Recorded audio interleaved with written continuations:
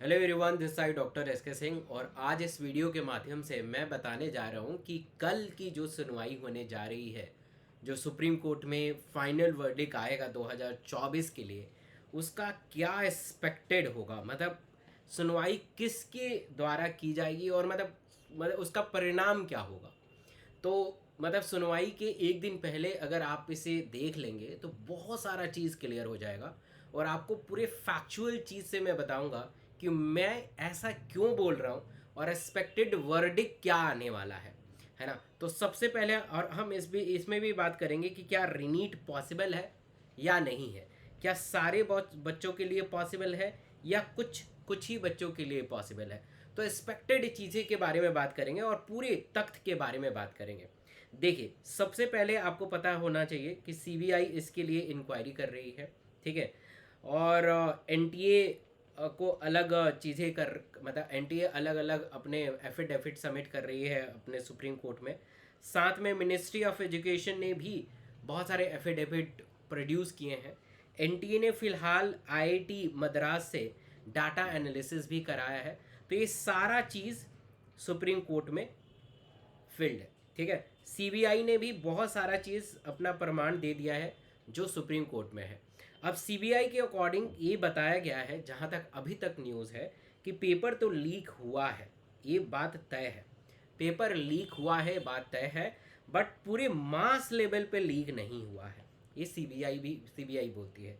NTA ने जब data analysis कराया आईआईटी मद्रास से, तो वो भी कह रहे हैं कि पेपर लीक तो हुआ है बट मास लेवल पे नहीं हुआ है ना। और मिनिस्ट्री ऑफ एजुकेशन ने एक एफिडेविट लिखा था सुप्रीम कोर्ट को, और उन्होंने बताया है कि पूरे 24 लाख बच्चों का एग्ज़ाम फिर से कंडक्ट कराना बहुत चैलेंजिंग है।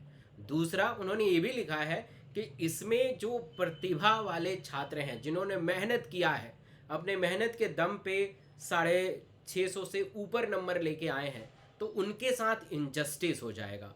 तो कहीं ना कहीं इन सब चीज़ों को करके मिनिस्ट्री ऑफ एजुकेशन भी यही बता रही है कि आप मतलब पूरे मास लेवल पे तो पेपर लीक नहीं हुआ है। अगर लीक हुआ है तो चुनिंदा किसी सेंटर में या चुनिंदा किसी राज्य में हुआ है, तो पूरे मास लेवल पे पेपर ना कंडक्ट कराया जाए, है ना। तो आप समझ रहे हो कि मिनिस्ट्री ऑफ एजुकेशन ने भी यही बोला है कि पेपर लीक हुआ है, ये तय है, बट पूरे मास लेवल पे नहीं हुआ है। तो अब क्योंकि पहली सुनवाई में यही जज जानना चाहते थे कि पेपर का ड्यूरेशन कितना होता है, छपने के बाद कहाँ जाता है, कुरियर से जाता है या बैंक के माध्यम से जाता है, बहुत सारी चीज़ जानने की कोशिश की। और उन सारे तथ्यों को देख के मुझे लगता है, मेरा अपना अनुमान है, बाकी फाइनल वर्डिक्ट आएगा, मैं लाइव आपको इस चैनल पे बताऊंगा, बट मेरा अनुमान है कि जो एक्सपेक्टेड चीज़ें होंगी, जो मुझे लगता है वर्डिक्ट में ये हो सकता है कि जिन सेंटर पे गड़बड़ी है उस सेंटर पे जितने भी बच्चे हैं, उनको तो डाटा एनटीए वाले को है ही है कि कौन कौन से बच्चे वहाँ उस सेंटर पे आए हैं, तो उन सेंटर पे फिर से रिनीट पॉसिबल हो सकता है।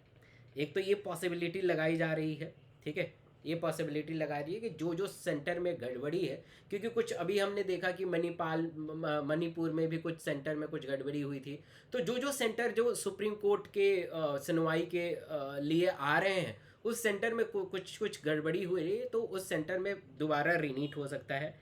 या ऐसा हो सकता है कि जिस स्टेट में लीक हुआ है, जैसे बिहार, राजस्थान, दिल्ली, महाराष्ट्र, या जिस जिले में है ना, स्टेट ना करके अगर हम डिस्ट्रिक्ट में बात करें, जिस जिले में अगर लीक हुआ है, तो उस पे फिर से दोबारा एग्ज़ाम कराया जा सकता है। पूरे मास लेवल पे पेपर कंडक्ट कराना इम्पॉसिबल सा मुझे लग रहा है। रिनीट हो सकता है कुछ चुनिंदा सेंटर पे, चुनिंदा डिस्ट्रिक्ट में या चुनिंदा राज्य में। ये पूरा वर्डिक आने वाला है, मुझे ऐसा लगता है, मेरा अनुमान ही है ना। पूरा मास लेवल पे रिनीट होना मुश्किल है। और अगर आप बहुत डेडिकेटेड हैं, पढ़ने के लिए उतारू हैं, 2025 की तैयारी कर रहे हैं, तो हम यूट्यूब में हर दिन अन अकेडमी के ऊपर 4:30 बजे क्वेश्चन प्रैक्टिस करा रहा हूँ, और पेपर यहीं से आएगा। और इसी चैनल पे रणनीति मैंने स्टार्ट की है, जो कंसेप्ट और एमसीक्यू होगा, जो हर एक ट्यूसडे और थर्सडे को 7:30 बजे होगा। आप चाहते हैं मेरे गाइडेंस में पढ़ना, तो अनअकैडमी का प्राइस और ड्रॉप होने वाला है ना। मैं आपको पहले से संकेत दे रहा हूँ। कोड में डॉक्टर एस के सिंह लगाना है ना, मैं आपको गाइड कर दूंगा। ठीक है, कोड में डॉक्टर एस के सिंह लगाना है ताकि आप मेरे मेंटोरशिप में आ सके और मैं प्रॉपरली आपको गाइड कर सकूँ। Thank you.